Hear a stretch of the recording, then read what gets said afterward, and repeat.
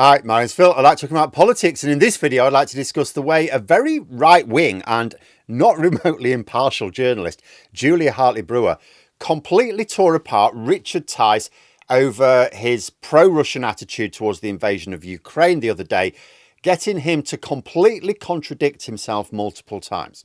And the reason this is so important is because it highlights a major division between most of the far right in Britain and the dominant far right in America. And the fact that Reform UK are automatically deferring to Trump's position on everything is already causing problems for them. And those problems could well get much bigger. But first, for daily political commentary, please hit the subscribe button to stay notified. So some of you may have seen the clip already. It was quite a marvel, really. For background, so Julia Hartley-Brewer is sometimes not particularly affectionately known as Julia Heartless-Brewer because of the callous way she gleefully addresses social issues in a way which completely ignores like the bottom rung of society, you know, the humanity of the issues in general. And she was interviewing Richard Tice on Talk TV. Now, Talk TV is a Murdoch enterprise seeking to occupy the same niche as their Fox News in America. Fortunately, there aren't quite as many people wanting that sort of content in Britain, and they ran up against GB News trying to occupy exactly the same niche at the same time. So it tends not to do all that well for views. But shall we say that this is the sort of presenter on the sort of channel that would normally give Richard Tice a very comfortable seat and nod along to all his nonsense without a critical query in response. But not this time. In fact, Hartley-Brewer actually badgered Tice quite a bit. You'd have thought she was interviewing a Labour MP the way she was carrying on, shouting him down before he'd managed to utter a couple of syllables at times. But when she did allow him to speak, what he said was a contradictory mess that she happily pointed out. And that's because they weren't discussing immigration or benefits or special educational needs or housing. They were discussing the way the Ukraine war ends. Richard Tice wants it to end, like Trump, in complete capitulation because, as they describe it, that's how the killings stop. But JHB turned it on its head every time. If Britain were in the same position, how much British territory would you give up? None. He tried to complain about the length of the time the war was taking.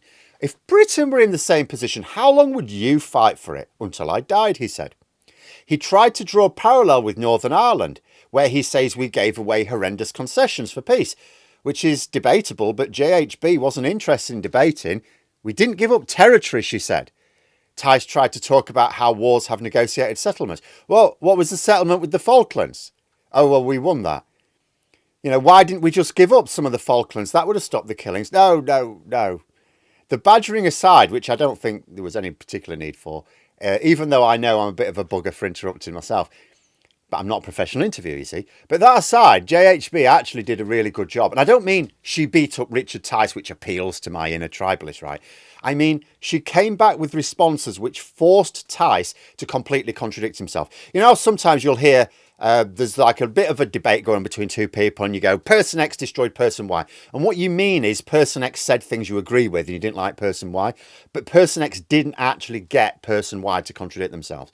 No, they destroy them when they get them to contradict themselves. And JHB got Tice contradicting himself multiple times in a very short clip. Absolutely every aspect of what he was arguing Ukraine should do or be forced to do, he was adamant that the UK, under no circumstances in the same position, should absolutely not do. I mean, let's look at a few highlights, although I'll link the full clip in the description below. It's Russia that's killing people. If Russia stopped fighting, if Russia wanted to end the war, if Russia stopped fighting, Russia could just stop fighting. There wouldn't be a war. No one would be killed. And that would be hey, great. our job done. Which part of Britain would you give away if we were invaded and you wanted to negotiate peace? None at all. Oh, so we wouldn't give away any of Britain. But it's okay to give away a bit of Ukraine. Hang on, it's not us giving it away, Julia. Right? It's Ukraine, and Ukraine doesn't want to give it away. Of course it doesn't. That's also correct. We didn't give away territory to invade wars. That's a ridiculous analogy. No, it's a completely valid analogy. Sorry, who invaded Northern Ireland? Wars stop when people stop killing people. No, wars stop. Wars stop when one side is defeated. Now, why does this matter? Sure, it's entertaining. If only interviewers were like this with Tories as often as they are with Labour, public perception of politics might be a bit different. But this has been caused not because JHB was hangry, It's not because you just needed a Snickers. It's because this is genuinely a source of deep division and irritation on the right of Britain. See, the dominant faction of the American right, very insular. They simply don't see a war in Europe as being any of their business other than the disruption to trade. From their point of view, stop the war via whatever settlement is easiest and that trade can start up again. Never mind the fact that all you're doing is creating the circumstances by which the war starts up again in another couple of years and then another couple of years, and it'll carry on, right, until those borders are secured. But they don't see that. Trump wants those minerals. That can't begin until it's safe to send in American mining companies. All there is to it. But in Britain, it's much closer to home. Some on the right are Putin fanboys, just like Trump. Not just in Britain, but around Europe as well. But there are also a lot on the right who recognise that Putin is a threat to them as much as anyone. See, the way I think about it is think about the fundamental difference between Musk and Putin, because someone like me, they're very similar.